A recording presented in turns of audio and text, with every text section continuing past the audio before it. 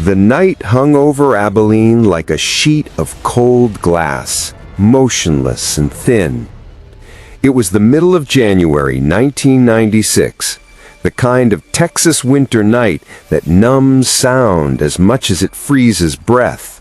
At 9:30 p.m., the movie theater parking lot stood mostly empty, its lamps flickering in pools of pale orange light. Inside one car, a man named Brian Bethel sat with his engine idling and a checkbook opened across the steering wheel. He was finishing a bill, half focused on the glow from the theater marquee that painted restless shadows across his windshield. The stillness was complete until the air around the car shifted, subtle at first, like a weight settling over the atmosphere. A quiet unease crept through him before he even realized why. Something outside had changed. In the reflection of the glass, faint shapes approached, two small figures moving with a strange steadiness through the spill of the headlights. They stopped beside the car, close enough for their outlines to sharpen. They looked like boys, ordinary at a glance, but there was a dissonance in their presence, a wrongness that felt physical. The air seemed to tighten around them, the temperature inside the vehicle dropping as though a window had been left open. Brian's pulse began to quicken for no reason he could explain. His rational mind searched for something familiar, a trick of light, a moment of paranoia. But his body had already decided to fear them. The street lamp overhead hummed and dimmed. For an instant, the boys' faces came fully into view. Their skin appeared unnaturally pale under the yellow light, smooth and flat like wax left too long in the sun.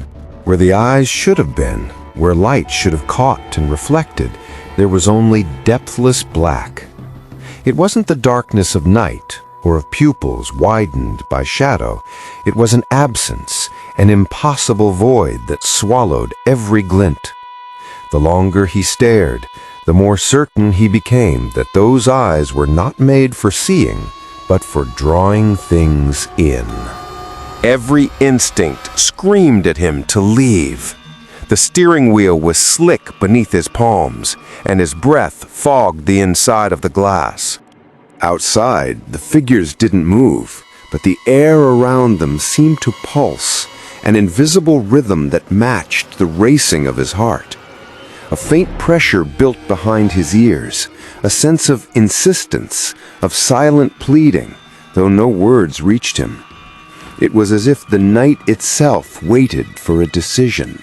Panic broke through the paralysis. He started the car and backed away, tires crunching over gravel, the headlights slicing through the dark. The lot was empty again, silent and still, as if nothing had ever disturbed it.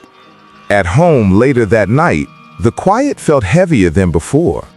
The clock on the wall ticked toward 9:30 p.m., and with each minute the air in the room seemed to thicken. The lights flickered once, briefly dimming to the color of old amber, and his reflection in the window blurred as if something darker stood behind it. Sleep came fitfully, filled with the memory of faces without eyes. In the weeks that followed, the image refused to fade. He would wake at odd hours convinced of a presence beyond the curtains, a faint rhythm against the glass, two slow, deliberate taps that stopped whenever he moved. Neighbors said the wind made strange noises that winter, that sometimes it sounded almost like small hands brushing across a door. By spring, the story had spread beyond Abilene. Others spoke of similar encounters, pairs of children seen at the edges of parking lots, by highway rest stops, beneath porch lights in quiet towns. Always pale, always dark-eyed, always leaving behind the same lingering dread, the same silence that presses on the chest long after the night ends. No explanation ever satisfied the witnesses. They called it coincidence, imagination, mass hysteria. Yet those who had truly seen the black-eyed children seldom stayed out after dark again. They learned that sometimes the world tilts for only a moment, long enough for something unknowable to step through. And if you ever feel the air go suddenly still, if the night around you seems to lean in and listen, it's already too late to wonder what's watching.